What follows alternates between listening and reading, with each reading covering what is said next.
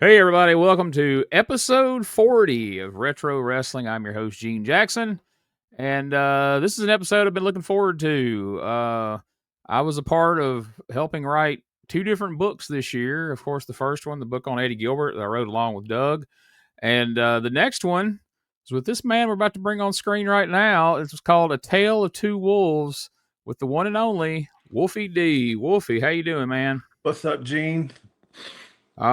Just kicking back, resting for a few days, and Yeah. watching a lot of YouTube, a lot of random wrestling and whatnot. Yeah. We went through the same surgery and evidently have both come out on the other side very well with it. And we didn't have to live the horror stories that everybody tells you about gallbladder removal. Thank goodness. There's enough.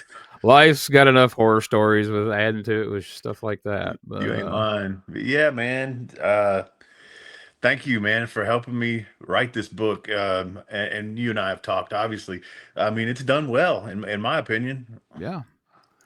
So how long had it been in the back of your mind of possibly writing a book? Is it something you kind of wanted to do but didn't really know how to go about it, or just something you didn't think you ever would do? Because we've Yeah, never talked it's about it before, so Yeah, it's kind of like a thing. I mean, I've had a bunch of people tell me that I should, mostly people mhm, not in the wrestling business, you know what I'm saying? So it's like yeah. they think I'm more than what I am, you know what I'm saying? And that's just me. I feel like I've always been kind of humbled and not think that I'm somebody, you know? Yeah. And so I kind of sell myself short on that end a lot. But yeah, so finally when your boy confronted me about it, I was like, yeah, sounds good. But then once you came into the picture, everything really started falling into place, and the way you outlined it for me and helped me, and you writing those beginning chapters and really putting it in there where all I had to do was kind of fill in blanks. And then, it's like I did a podcast talking about this part of it. It's like you knew my wrestling career so well. You knew how I talked. You knew all the dates and that kind of thing, the things that I wouldn't remember. But then there was the things that obviously very personal things that you weren't Yeah. around for and had to be me doing it, because some Yeah. people are like, how much of this did you actually write? And shit, I wrote a lot of it because Yeah. Gene didn't live my personal life. So Yeah. yeah, but yeah, man, you made it so you made it progress for me. Because you remember how I just really started rattling shit off there Oh, once yeah. we got going, and you did the chapter outline for me and things like that. So man, I can't give you enough credit, man, honestly. Well, man, I appreciate it. Like, right after we started on the Eddie Gilbert book, I had gotten word that you were starting a book, and I thought, shit, I would have liked to have worked with that, worked on that with him. And then I kind of lost track of it. And initially, I didn't even know you were working with the same people. Yeah. And so then eventually we got ours finished. And I remember I just shot you a random message. I might have been asking you something about USWA for the podcast, but I said, "Hey, how's the book coming?" You're like, Yeah. "Well, it's supposed to be out by September, but I don't know." I was like, "Oh, okay." Yeah. And then I was talking, and we're not going to bury anybody by even mentioning his Yeah. name, Yeah. and Yeah. it's what it is. But anyway, he said, "Well, I got some other projects I'd like you to work on," and he named off two or three guys that were, pretty big names and whatnot. Then he said, "And I've also got Wolfie D's book." I said, "That one." I was like, "I want to work on that one." I'm like, "I know Wolfie's career. I've seen pretty much all of it. Hmm. We know each other because, like, I'll just say one of them was like Ernest Miller. I'm like, I ain't really get Ernest Miller to get on here and talk with me on StreamYard Yeah. to work on this book." So Yeah. he reached out to you, and then I reached out to you, and because at that point you had been waiting like 6 months because this stuff had started in Yeah. January, and Yeah. by now we're into July, Yeah. and you were like, "Well, how quick do you think we can get this done?" I was like, "I don't know, man. It's a lot to do, but we'll do our best to get it done because you kind of had a time in mind for a convention." Right. And man, once we got going, I mean, it flowed, it moved pretty quickly, and Yeah. like you say, I knew most of your wrestling career, but I was very fascinated. I'm gonna be honest, like a lot of books, like biography books, I'll just get past all the childhood stuff and this and that, and just get right to the wrestling or the whatever it is, I know them for. But Yeah. man, your childhood story and teenage years were so fascinating. Yeah. It was interesting just to sit and talk to you about them, and then turn around and write it, and then you Yeah. were able, you were able to go in and add, because normally it would be, we would talk and I'd write it, and then you would have to read it, and then you would tell me, "Hey, go change this or go and change that." Well, you could just go in and just change it Yeah. yourself, which Yeah. really expedited this whole Oh yeah. process. Yeah. But man, I've gotten feedback from several of my friends who've read it, Hmm. and all of them say, wow, like, Wolfie didn't pull any punches, he didn't leave anything out, he put Yeah. all his story out there. And I know a couple of guys that I know that have had, issues with things in their life, like, man, he's like, that's really cool to know that somebody like him that I look up to has gone through those things. I mean, he's like, I know he's had things that have been made public, but there's a lot of stuff in there that wasn't made public, Right. everything. And so Right. I think this book not only is telling your story, but it potentially is helping a lot of people too.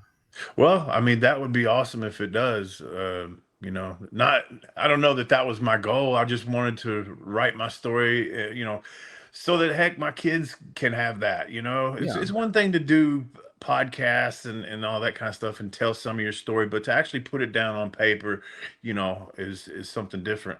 And you said, it is a very honest book. It's a very honest book. Having been through rehab a few times, um, I've had to open up, and so that's not foreign to me. Some people are very protective of their feelings and their stories and things like that, and I'm not. That's so. People might say also, "Oh, did Wolfie bury me in the book?"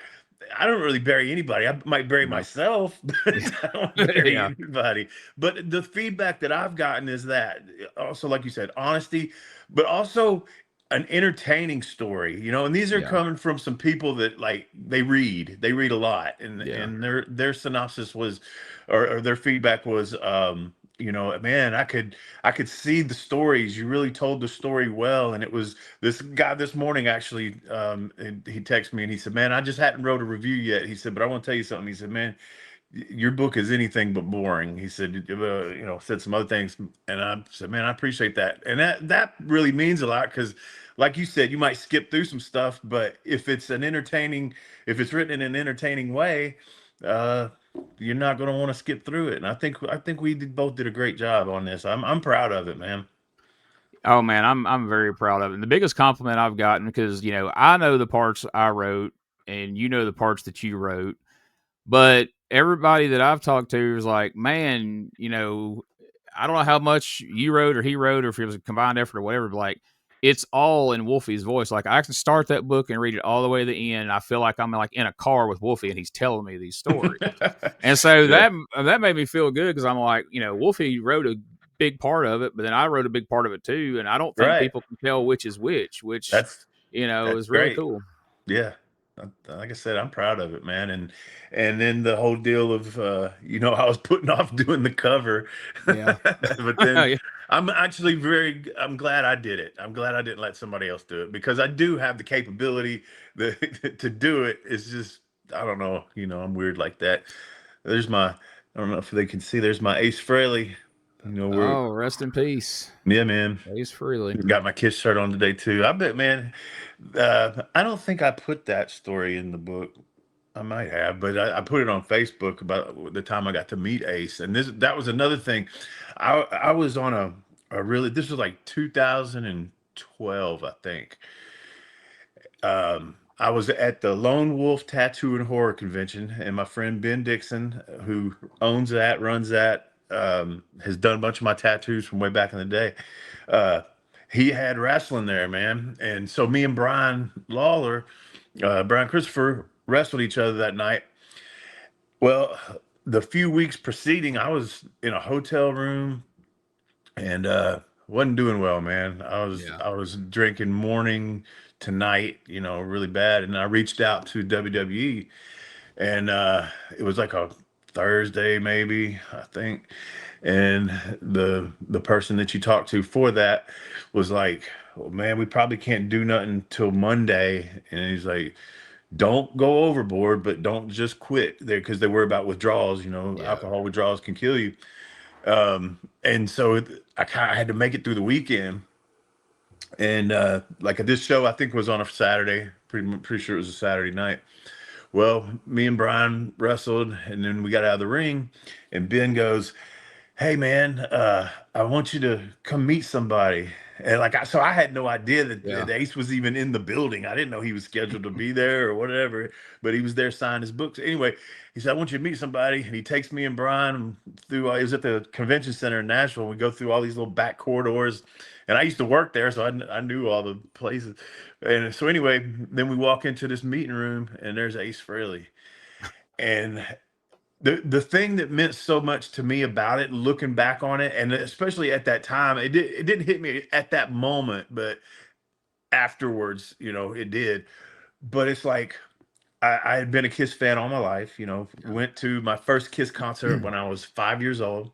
Been to many of them since, and I'd always obviously like wanted to meet Kiss, man, Yeah. uh, and I felt like it was like a God moment. Like he didn't put Gene there, the guy who doesn't drink or party or does anything. He didn't put Paul there, the guy that just never had a problem either.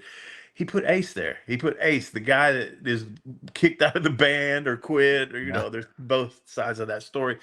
But he was always the party guy, wrecking cars, being drunk all the time, doing drugs. So it was like, man, is this? And he was there signing his book called No Regrets. And here I am waiting for the weekend for WWE to pick me up and take me to rehab. Wow. That's wild. Yeah, man. It was, it meant something to me. And then, you know, now, especially the picture, you know, Ace has now passed away, Brian's passed away. So it's a picture that means a lot to me, man. Yeah, absolutely. I was a big Kiss fan, and I in like '96 or '7, I forget when it Hmm. was. I was in college. I was a stagehand at the Tupelo Coliseum, and I Uh-huh. got to work to get the Kiss, the first tour they did back with the makeup and Yeah, everything. 96 was the reunion tour. Yeah. And I got to help set that up. And I was backstage as they were going on stage, so I was like 2 feet away. But I mean, you can't like mark out and try to talk to them or Yeah. anything like that. But it's like from just to be from 2 feet away from Kiss and their whole nobody had seen them in the makeup in years.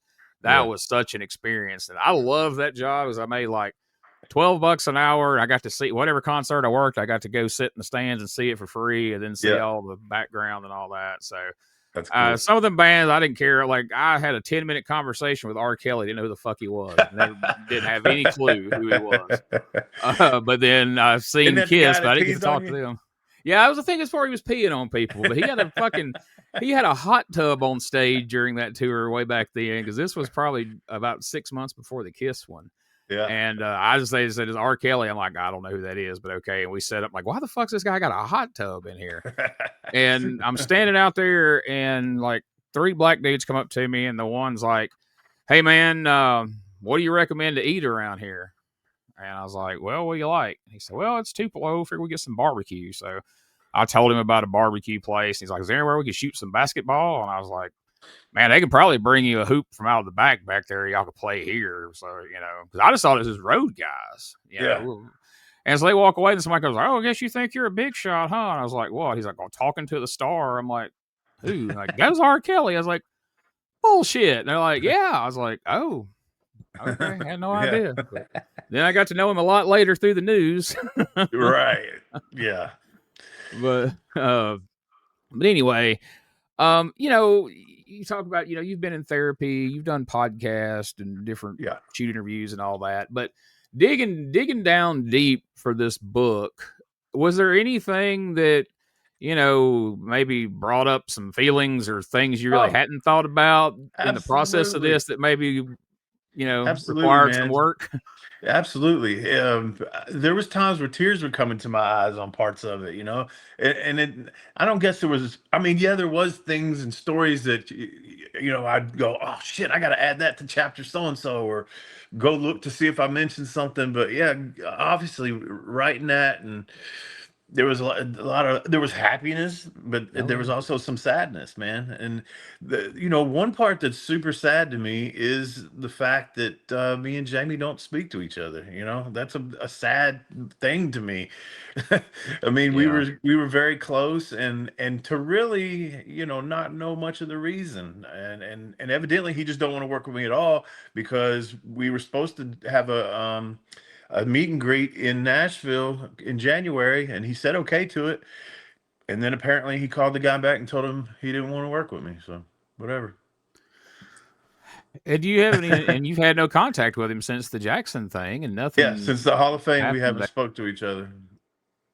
Yeah, And I then, mean, I'm glad y'all got that moment together on stage and got to have that. And because at one time it seemed like that's something that would never happen. Not right. not to getting put in the Hall of Fame. It just didn't seem like y'all would ever be there together. Because one, Yeah. either Jamie just wouldn't show up, or there'd be bad blood or something. But Yeah. the way you guys interacted, at least on stage, is like, all right, cool. Maybe there'll be some more PG-13 stuff in Yeah. the There line. should be, man. And I don't know. I don't know what the deal is, man. I don't. But it is what it is. Yeah, yeah. I mean, that's for sure. But yeah, there was a couple of chapters there, that even as I was like after you read them and I was reading through them, it was kind of like, all right, damn Wolfie, and then you said that you got a text from someone who said the same thing that you sent it to before the Oh book come yeah, I out. sent I sent Road Dogg one of the chapters. I think it was the Hall of Fame chapter, as a matter of fact. And he said I cried 3 times. That was what he replied after he wrote it. I sent him the whole chapter, but yeah, And he's such a good guy, man. That's cool that yeah, he did that. Even though he wasn't able to be there, that he recorded that video for y'all and everything, because yeah. that was really And cool. he was my first choice to do the forward, but he's just so busy now, being back writing and on the road all the time. He said, man, I want to. He said, I can't do it, because he wanted it to be good. Um, but man, I'm shocked that I got Jeff to do it. Yeah, It took a minute. it It was took a down to the minute, wire, but but old Jeffro got it done for me. And then Jim Mitchell, that one, the other, we yeah, talked about this. It was hard to decide on just one, and so that's why we had to do two forwards and an afterward, which the afterward was Nick Dinsmore. So yeah, that was hard, man, because I felt like Jim's was really good, and then I felt like Nick's was very heartfelt, yeah. because he's told me that a bazillion times. Man, I used to buy tickets to watch PG-13, so I know where he was coming from on that, and I knew he was speaking from the heart. So it was very hard to narrow it down for me.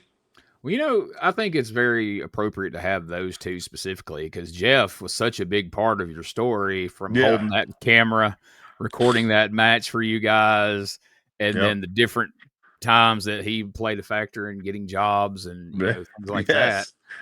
For But me, you can't what, talk about 3 times? Slash without talking about Father James Mitchell. So Right. yeah, I'm Right. glad you got them both. That was awesome.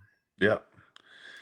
The only other person, I'd like to send, and I haven't talked to him in years. I'd love to send Cornette a book and see if he would read it and talk about it. I'd like to see what he Yeah, thinks, because we yeah. were close. We were close, and we weren't anymore. So I don't know. Maybe I got heat with him for kicking that door in. Shit, you never know with him. It could be heat for something you did, or just somebody mentioned something political that he's like, "What? Fuck that Yeah, guy." yeah. It's it could be anything, but Yeah, I'd say we were on opposite ends on that thing, but I ain't never talked to him about it. And hell, I never got that way till probably 2020, when COVID hits, when I started going, hmm, yeah, and yeah. started looking into shit. Like, hang on a I minute. I just growing up, I just remember people being in opposite camps, but it was just Oh, yeah, they it's vote this way, we vote that way. I mean, there wasn't people that were no longer spoke or having right. public fights and all. I guess it's just the social media aspect of Yeah. things, but Now it's not good enough that like, all right, well, you believe this and I believe that, and that's fine. No, it's you believe that. Well, fuck you. You cannot. Yeah. I can't have anything to do with you anymore. I hope you Right. die. It's like, I know. all right. And it's also just like social media has like, and I hate to be mean saying this, but there's always been stupid people in the world, but now stupid people have a platform. Yes. They can speak Yes. to everybody. You can't just stay away from them. And they act like they are a critic, like that's their job, but not just like a Right. movie critic, but a music Right. critic, a Right. food critic. They'll tell you. I mean, there's people on my Facebook every day. They tell you about their lunch at Burger King and whether they were Yeah. pleased with it, and Yeah. service said this and that. It's like God, nobody cares, man. Nobody No, cares. nobody. But they feel empowered, so But such for is life. anybody, sorry, I just had a random thought. For anybody that hasn't got the book yet, Amazon is the place to get it. Yes. If you search "A Tale of Two Wolves" by Wolfie D, it'll take you straight to it. If you don't put the by Wolfie D, there's a whole bunch of books I've definitely called "A Tale of Two Wolves" because of the old Indian tale. Yeah. But those are not the right ones. So You want to go look to Amazon. for Yeah, this cover right here there you go. to the right hand side there, and you'll know you got the right one. And if you take that tinyurl.com/wolfied book, that will take you straight to Amazon, or again, that's the best place to get it unless you get it directly from Wolfie or myself. Yeah, and right now I don't have any on hand, so if anybody wants an autograph copy, Gene's got some, although they won't be personalized. But people are welcome to buy it from whomever, Oh yeah. Amazon, and if you want to send it to me, as long as you pay the shipping, I won't charge you to sign it. So if you get one off of Amazon, feel free to get in touch with me, and I'll sign it up for you. That's very cool, man. Very cool. We'll return after these messages.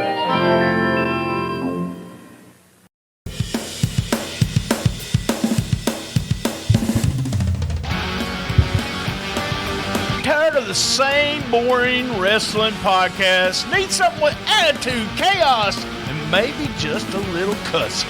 That's stspod.club, and we got it all covered. We've got wrestling weirdness with WTF News Desk, 5-minute time limit, and the Southern Fried Brain of me, BT, stirring the whole ship.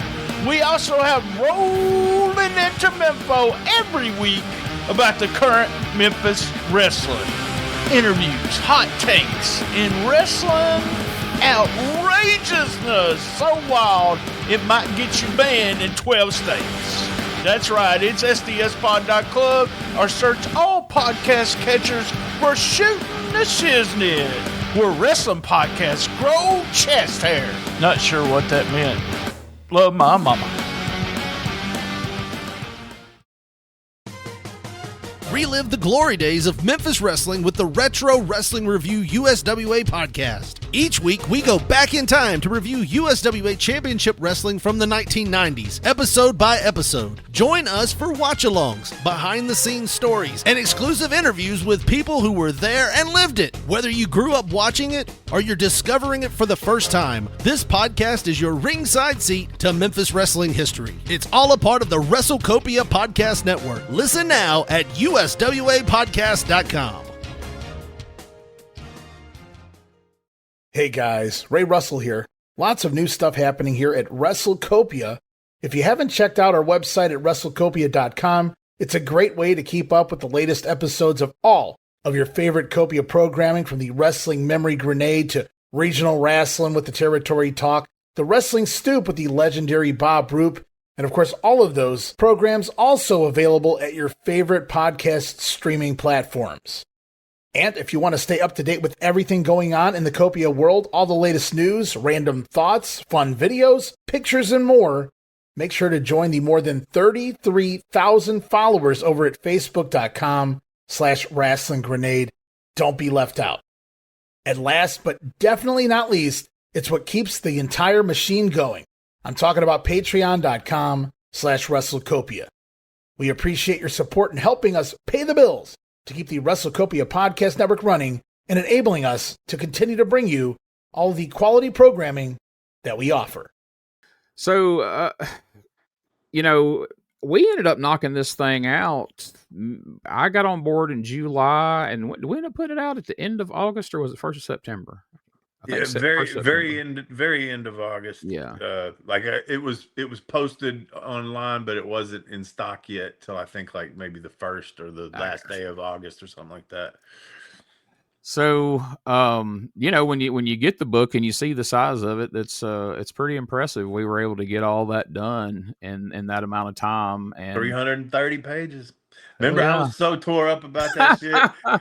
I was like, man, Gene, we ain't gonna make 200. You was worried to death. Relax. He's like, we ain't gonna make 200. Like, just keep telling the story, man. Yeah. We'll see what we got, and we'll go from there. And then once we got done, I was like, holy shit, we blew past 200. And Yeah, we didn't got look back. way up there. Because see, that was a knock that I saw on one of the books we were talking about earlier. The person who we're not trying to knock because I don't have a personal problem with him. Yeah.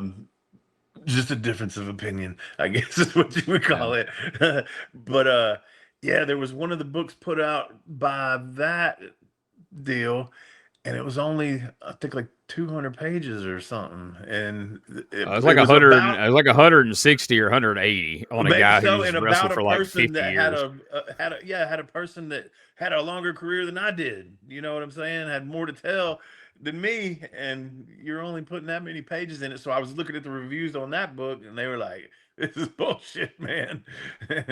I had a couple of these wrestling historian types that were messaging me, and they kept wanting updates. And every time they asked for an update, they go, "How many pages is it? How many pages is it going to be?" I was like, "Oh, mine? Yeah, yeah. You'll find out when we're done. Like, we're not worried about that right now." But I didn't realize that. And then when I started seeing those posts on Facebook where people were, dragging old boy about his books, and it was just falling in all kinds of comments. Oh my God, not that many pages. I don't even buy a book if it's not at least 200. And that's kind of how that number of 200 we didn't have was arbitrary. I was like, we need to hit 200 because right. Some people won't even buy it, then shit talk us without even reading it, which is crazy. But yeah, well, so far, last time I looked, I think there was 9 reviews, and they're all 5 stars, and they're all really good. And I appreciate everybody, and anybody else that has it or is gonna buy it. Man, that's one of the most important things you could do for me is go write a review when you're done, because what that does is kind of messes with the algorithm, where people that may not be looking for it might see it and might go, "Hey, okay, this book's got a lot of great reviews here, so I will check it out." So the Amazon sales have been good. The personal sales through me have been good. So yeah, I'm happy with it, man. How did things go? I hadn't really had a chance to talk to you since. How did that convention go? It was cool, man. And to be honest, I did better than I thought I was going to do there, because it's here in Somerset. I'm not from here, and really, I mean, I know USWA played here, but it's been a minute. And those types of conventions, it's more of it's a Comic-Con, not a wrestling con, And so my experience with those is it can be hit and miss, because a lot of those kids are young. They're there for the comics. They're there for that type of thing, and so, but yeah, I did way better than I thought I would do. Sold pictures, sold books, but my strategy was I didn't use my wrestling convention prices, and I took pictures with USWA belts with people just walking by. I just snag them. "Hey, I'm bored over here. Take a picture with me," and then they get to talking to me, and they'd buy something. So I just used a different approach. Hell yeah. I did, instead of $20 8x10s, I was doing $5 8x10s, and then selling my book for normal price. So I did way better than I thought I would do. Jimmy Valiant would be proud. Yes, sir. And then they had the original Jason Voorhees, when he was a kid, the one that came up out the water on part 1. That the guy was there. Pretty cool. It's wild the people they managed to find for these conventions. It was like from old time stuff. Like, damn. Yeah. And then the lady in the booth next to me, if you look up Hopkinsville, what is it? Gremlins or something like that. Hopkinsville Gremlins or something like that. I'm sorry, but it happened way back in, like, I want to say like the 40s. It was on a farm in Hopkinsville, Kentucky, and these farmers were out in the barn. And they kept seeing these things with glowing eyes, and they had a shootout with them and all this Oh shit. shit! Some people say it was owls, and the guys were drunk, but the lady is the granddaughter of them, I think, and so she goes around to all these conventions with this story. You can Google it. I think Wow. it's the Hopkinsville Gremlin incident or something like that. But yeah, so that was pretty funny too. But yeah, that's a pretty good strategy to use because even people who aren't wrestling fans seem to be fascinated with championship belts. Like, Dude, and the way when you place it in their hands, they go, "Oh, I didn't think these were that heavy. yeah, This is heavy," because that's a real one. That's not the yeah, one you got at Walmart. yeah, absolutely. Yeah, I used to do that every now and then, throw them on tables, and people be walking by and they'd see the rest of your stuff and been like indifferent, and then grab that belt, like you say. But when you get the chance to talk to them, you got a foot in the door. You can make Yeah, something happen then. So I'm glad. yep. Yeah, I'm glad you got those to take those around. That's Yeah, cool. yes, me too. Very, very grateful to have those.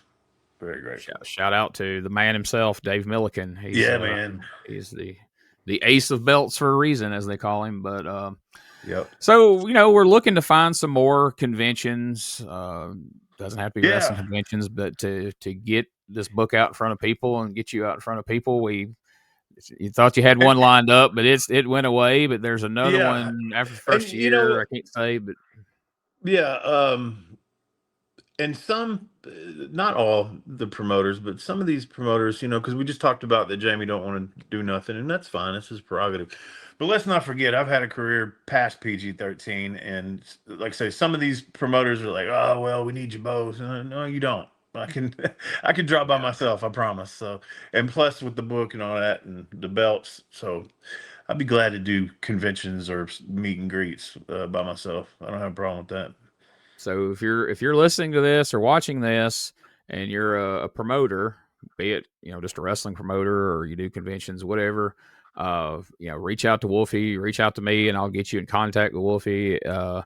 We're looking to hit the road some in the next several months, so Yeah. just reach out and we'll see what we can make happen. But so a lot of people I've talked to, they knew about Wolfie D, but they really didn't know much about Slash, and they were interested in how that came about and where it actually started. So a lot of people think Slash was born in TNA, and it's like no. Slash had been Yeah. around a little before that. Yeah. So like you said, that experience with Coronet and everything. How you tell the story in the book of like kind of when the light bulb went off of like, all right, PG-13's outdated. I got to do something else. But how Yeah. scary was it to step out of something you spent that many years developing and getting over, who people didn't know, even if they didn't know them all over the world, but they kind of did eventually Yeah. with Nation of Domination. But how scary was it to go and reinvent yourself and kind of let Wolfie D die, at least for a while? Yeah. I don't know if scary would be the word for it, because I was kind of, like I say, once the light bulb went off, is I just knew, and it's like, okay, I'm either gonna burn completely out with Wolfie D, and not just me, but like burn out in the business. I felt like it was gonna die, and because I literally had been in the ring during that time period and had somebody heckle me of, "Hey, you think you're John Cena?" Oh man, Oh, if you only knew, motherfucker. oh, oh, So that there was that, because yeah, somebody else was putting it on a bigger platform than what I had put it on, yeah, and whatever. But so I was like, this has just got to change. And being a fan of, like I would have, as a kid, I would have liked Slash. I yeah, don't even know that I would have liked Wolfie D, to be honest with you. Maybe as a teenager, possibly, because I was into the rap stuff, and that's how Wolfie D even came about, because I was into all that. But I really would have liked Slash. yeah, I'm pretty sure I would have. So yeah, I was like, man, finally getting to do something that because I wanted to be that aggressive, evil, mean, almost, like a road warrior, because those were my yeah. heroes, like just that type of heel. I wanted to be that, but I was never big enough to be that, and I don't think that I ever looked like that until I shaved my head and grew the goatee out and got bigger and tattoos, and then I started looking like a criminal. A Yeah. different kind of Wolfie D looked like a criminal too, just a different kind. Yeah. He's a petty criminal. Yeah. He's stealing ups and Right. knocking your window out and taking your stereo, where Slash is murdering your whole family. And, Right. Exactly. yeah. I mean, you had kind of outgrown Wolfie literally and figuratively, as you'd gotten a lot more muscular and, Yep. was taking on the Slash look while Wolfie was still there. Right. But man, to me, like the disciples of the new church, you and Brian Lee, along with, James Mitchell, what a team that was. The look, the gimmick, Mitchell's rap on the microphone. Don't forget Belladonna, man. And I always say Belladonna's that yeah. when she was there, it was brief, but I just felt like that, and again, I love Flash. I love Sin. Devin Storm was with me for a minute. He was the first one. Jerry Wall, but he was more of a singles guy. But man, that group of me, Brian, Jim, and Belladonna, I thought was just it clicked. It clicked. It looked good, and we performed well. I thought, man. And there was a time where I knew she got it. I can't remember if I told this story in the book or not, but like we had just either won the titles or had retained them or something, and I'm bleeding everywhere, and I'm selling, sitting in the middle of the ring. The lights went red, and our music came on there, how they did when we came out. And I'm sitting there selling and stuff, and she comes up behind me, and I've got the belt across my shoulder, but she comes up behind me on her knees, and she wipes the blood off my forehead and then rubs it on her boobs. And it was just like, and I mean, they had it right on. What a great shot that was. It was like, that is the new church right there. That was a very cool shot. I'm glad they got it. You could have took that stable and plugged y'all into any promotion in the world, including the WWF, I think so. and that would get over. Yeah, I think so. And man, not everybody has seen a lot of them, because a lot of them was during that weekly pay-per-view era, and then eventually ended up like on their streaming app or whatever. But I wish more people can see those matches. Man, you guys had some tremendous tag team matches with all the top teams there. And, of course, you guys held the titles a couple of times. But, if you were going to tell somebody to go track one or two down in particular, what would you think are your favorites that people really ought to see that would really define the new church to them? Man, the matches with America's Most Wanted, Disciples of New Church versus America's Most Wanted were all good pretty much. There was one against Triple X that was good. It was Low Key and was it David Young? Was the other one?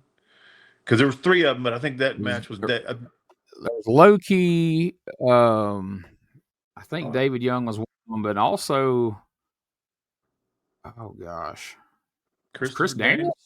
Yeah, but I don't. Yeah, I think it was David and Low Key. Oh, it was the one I'm thinking of. It was Elix Skipper, Christopher Daniels, and Low Key, and then David Young was a different one. I can't think of what the name of it was. I can't remember either. Maybe it was Elix and Low Key then. But anyway, there's a 2-part match on YouTube that you can find for that one. That one was good. And I mean, heck, we had some good stuff, brawling type stuff with all the ECW guys when they came in.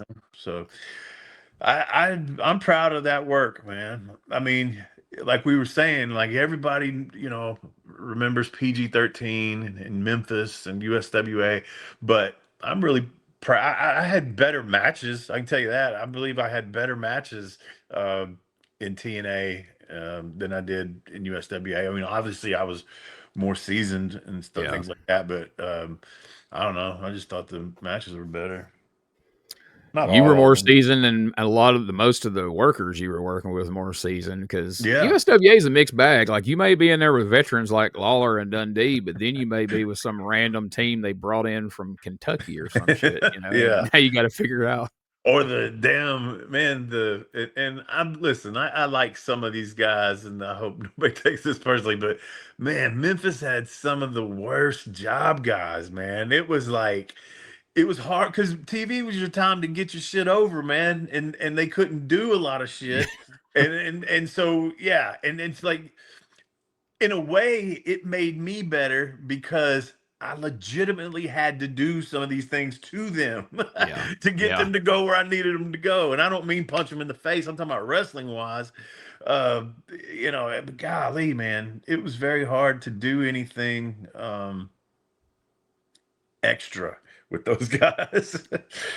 And that's We've supposed to be your time to shine.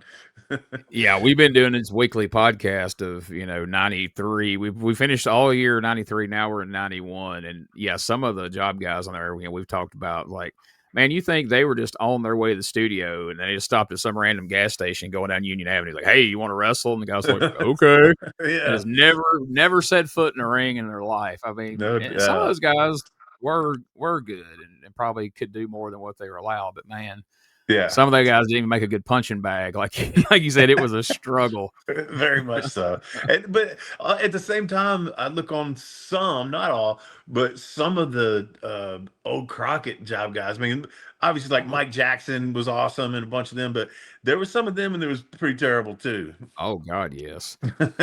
And they usually would end up there with the Road Warriors, who would just throw them around and beat the hell out of them. And I really didn't appreciate back then watching it as much as I do now how bad Ronnie Garvin was fucking people up in the matches, man. He was just, and not like throwing them around like the Road Warriors, but just chopping the shit out of them Yeah, and bending them into, shit like Stu Hart, like right. just being an asshole basically. But it was probably because he realized about 30 Yeah, seconds in, like, they didn't put me in here with some guy that don't know what the hell he's doing.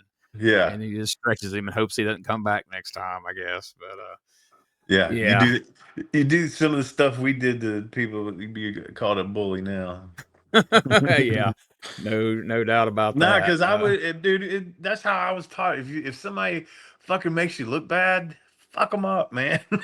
Yeah. They shouldn't be out there if they're that terrible. And I don't mean just a little mistake. I'm talking about if they're making everything look awful and they're just not. They don't deserve to be out there. Put it on them, man. Teach them a lesson. But these days, nah. Hell, these days, most hardly any of them have been trained or know what the hell they're doing, Yeah, and Andy. they already kind of know what they're in for, because after they spent 2 hours in the back talking through their match, if they didn't know what was going on, talking Right. through all them spots, they know they can get a chance at doing it in the ring.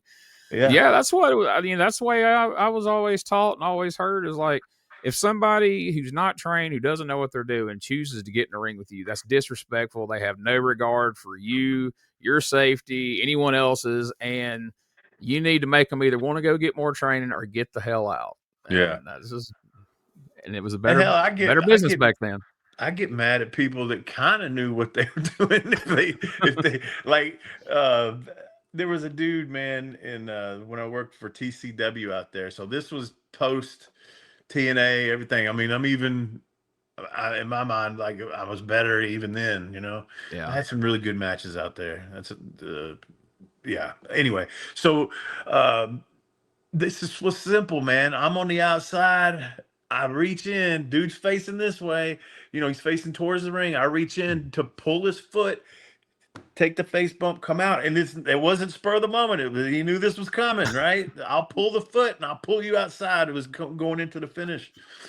So I pull the foot. So instead of taking the face bump, he like staggers and sits on his butt and lands on my shoulder, and I hear my shoulder go. Oh God. And so I yanked that motherfucker out. And fuck, I punched him, and I didn't punch him in his face, but I punched him in the side of the head really hard, and he was up against a railing. Then I kicked him in the chest as hard as I could. Just, hey man, you just hurt me, Dick, for doing something stupid, man. I mean, I'm pulling your foot. Why are you falling backwards?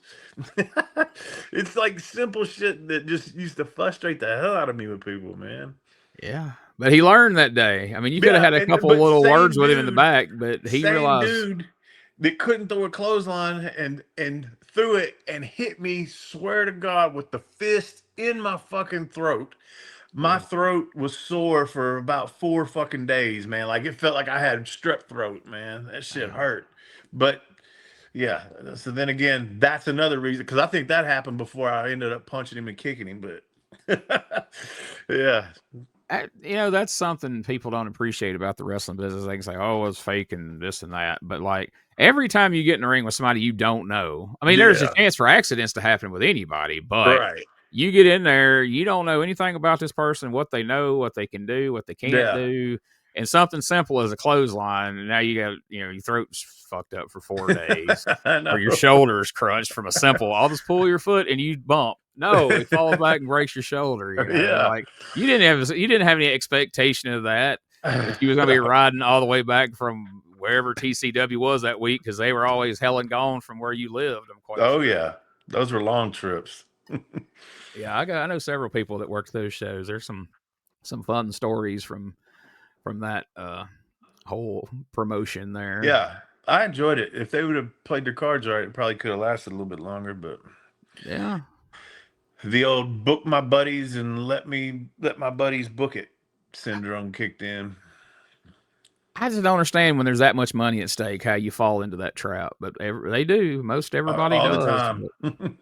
But man, he did it right. I mean, by all accounts, man, he was going all out with that. I mean, there wasn't Oh any yeah. other small independent promotions putting the No. kind of production work. No, And man, I remember showing up the first time. There was a production truck in the back. I was like, what the fuck? A production truck. And, you walk in, you get your papers, the lineup and what's going on and all that shit. And I don't know that and I can't think of the guy's name. You might know it, but he had a guy that was the producer, and I guess like his head writer at the very beginning, that used to be that for WWE or F, or I don't know. I don't remember, but I just remember everybody saying that. And I don't know that I yeah, ever shook the guy's hand. I don't know that I ever met him when I was there. Because to me, it was just like, okay, yeah. but I could see the production truck and I could see the lights, and, I knew there was money in there. So he had a good opportunity there, but I guess mom and dad got tired of losing money. Yeah, well, we'll see if anybody else's mom and dad decides to get tired of losing money. That's a whole nother podcast. We don't want to get people upset with us. We're trying to sell books here. We don't make enemies. Yeah. Is there any? I mean, I'm sure there's a lot of small things, but is there any major story or event that after this thing was printed, you had it in your hand, and you thought, "Shit, I forgot to put that in there. I wish I had." Man, off the top of my head, I can't think of anything, because I believe I was very thorough. By the end, I was writing shit down to make sure that I remembered to put it in there when I got home or whatever the case Yeah. may be. So I was pretty thorough on it. I know there's lots of things that I've forgotten, but also, and I hope anybody that has crossed my path and is not mentioned in the book, I hope that that's not offensive, because if I wrote down every fucking memory that I have, we would have still not be done with that book. Oh And yeah, it would be 400, 600 it'd be pages long. volumes, Yeah. multiple books. Yeah. I mean, maybe we could do another one at some point, but yeah, that's the only thing that I do think I am worried about. I don't want anybody to be offended if they're not mentioned and they feel they should be. You know what I'm saying? I don't want to hurt Right. nobody's feelings, but I was trying to tell the main points of the story, and also, I think 330 is a decent sized book. I don't think we should have really gone any further than that. You know what I mean? No, there's a fine line where these people are not going to read it because there's not enough pages, but then there's this other threshold that some people go, "Fuck, I ain't got time to read 500 pages." Right, right. So I think I hope we're in the sweet spot I there think we of are. pleasing I both think crowds. by looking at other athletic memoirs and wrestling memoirs, I think we are, man. Well, that's good, man. I told you when we first started, I said, look, man, all I want this to be is what you want it to be. I want it to be something that can be, the legacy of your wrestling career long after all of us are gone, and something like you said, your kids can look at, learn about your career and all that. And Yeah. when we clicked send on that thing, I felt confident we had done exactly that. And Yeah. a lot of good pictures in there that you had Yeah.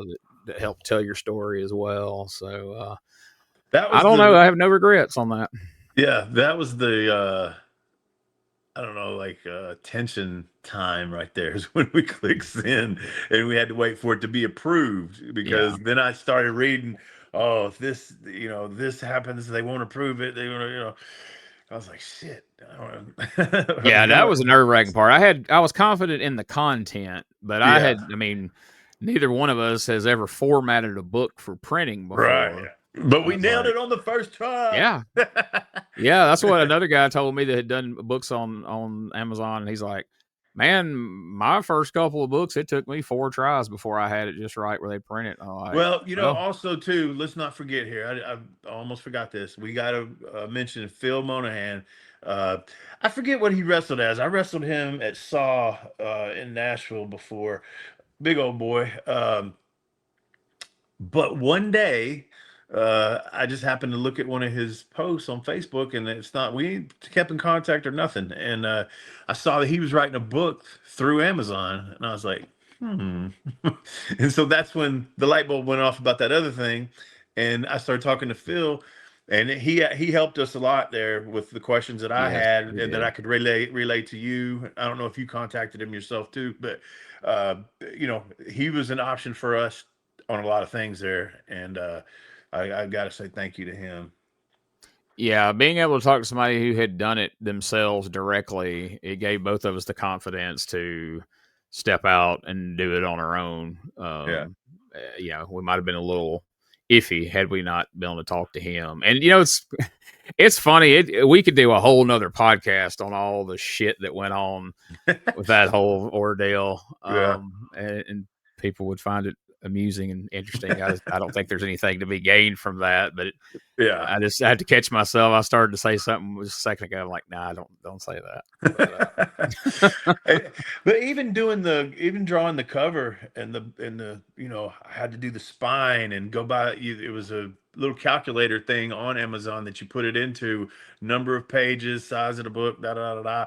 And so then I had to, actually had to reformat the cover to fit the calculations, and you do Yeah, this. I had to do the spine different, because I think I did it once before we got to 330, not thinking, going, oh, wait a minute. If we get more pages, the spine's going to actually be thicker. And so that's going to mess with the back and the front. And yeah, so you don't think about those little things like that. But yeah. You had it all set, and then we added in some more pictures and you worked in some stuff in some of the well, it's, previous it's when you chapters, reformatted too. and then I reformatted it because I didn't have the right Yeah. uh, letter size. There's a word for that, but Font. reason font size. There you go. Pain medicine. Good for pain, terrible for podcasts. But Yeah. Oh, wow. but yeah, I changed the font, and that shifted everything. But if you, I hope folks buy it wherever you get it, whether you order it on Amazon, you get it, from me or from Wolfie, or you buy it at a thrift store 2 years from now, wherever you come across Yeah. it. Man, hit one or both of us up. Let us know what you think. Please, like Wolfie said, go on Amazon and leave a 5-star review. The more positive reviews you get, the more people they start putting it in front of Yeah. and suggesting And it I want to to. say this too, and not speaking to wrestling fans, but speaking to some of the boys. Man, I know there's a number of people too that also wants me to brother them a book, and I don't get the books for free. And also, don't feel like, oh, I can't buy Wolfie's book. I'm a mark if I do that. You would be surprised at some of the boys that have actually bought the book from me and that are bigger than you, I promise. So and that appreciate the fact that, I've, man, I hate to charge you, man. Like, man, dude, you put a lot of work into this book. I'm not gonna ask you to Yeah. give it to me for free. So I hope that some of the boys will read it, man, because it is a good read, and don't feel like you're being a mark. If you actually like me, help me out.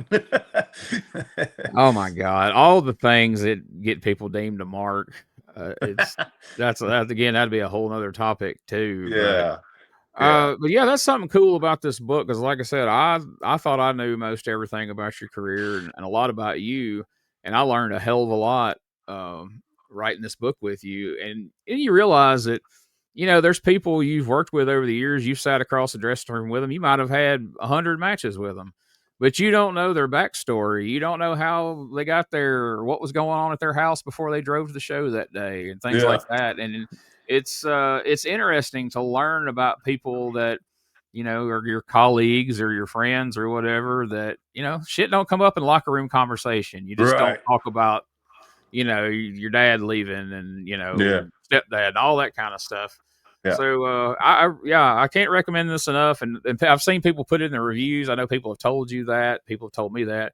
You don't necessarily have to be a wrestling fan to enjoy this story. Like I said, it can help a lot of people. It really can. And I hope people, maybe if you read this book and you know somebody who's having issues and things and you think you can help them, get them a copy and have them check it out, and they can reach out to Wolfie, and,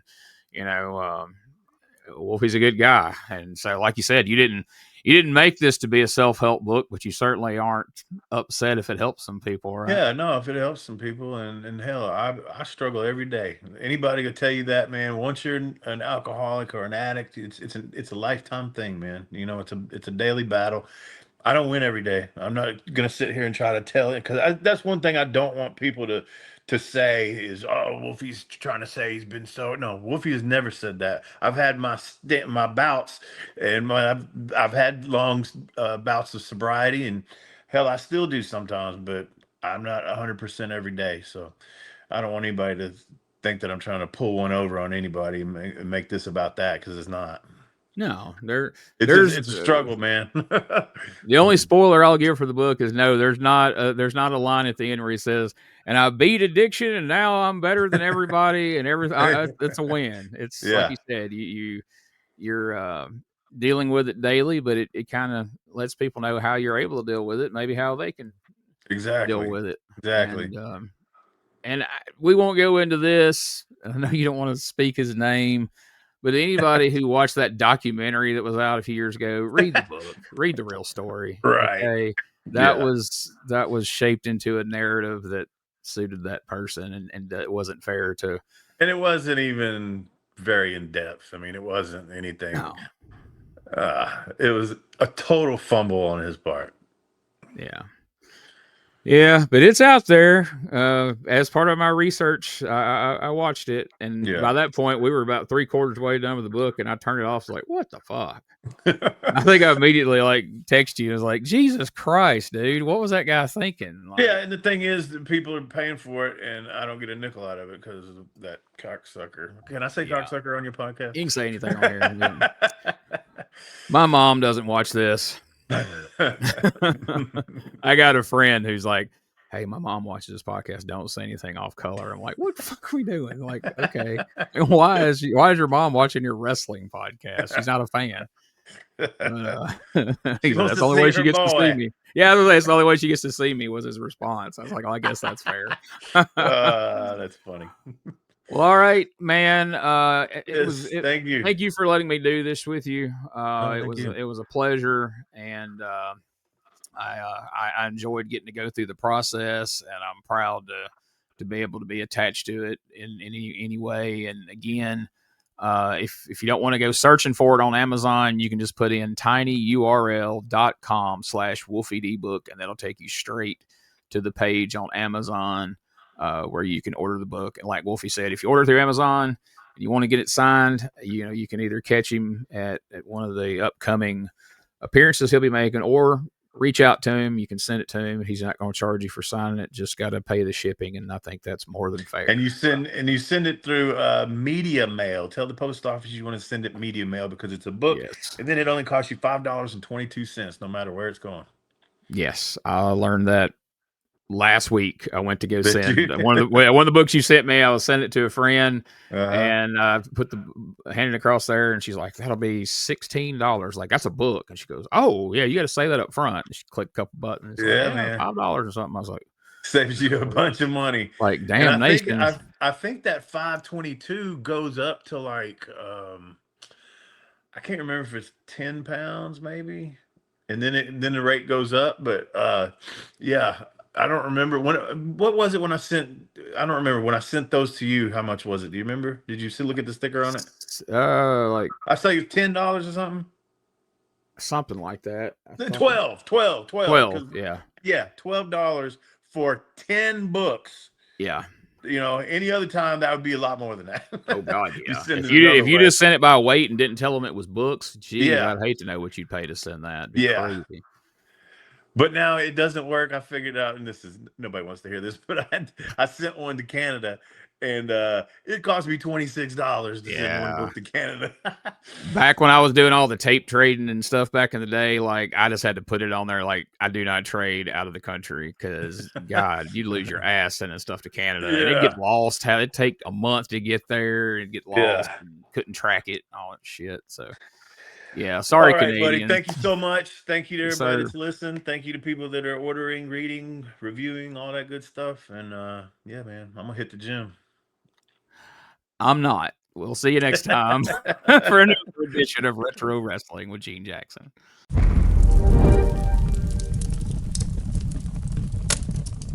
And here we go.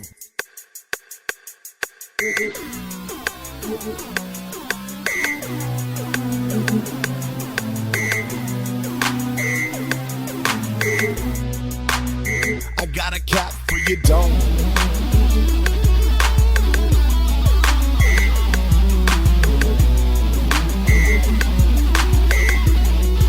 I got a cap. I got a cap. I got a cap for your dome. He got a cap for your dome. I got a cap for your dome. He got a cap for your dome. For your dome. He got a cap.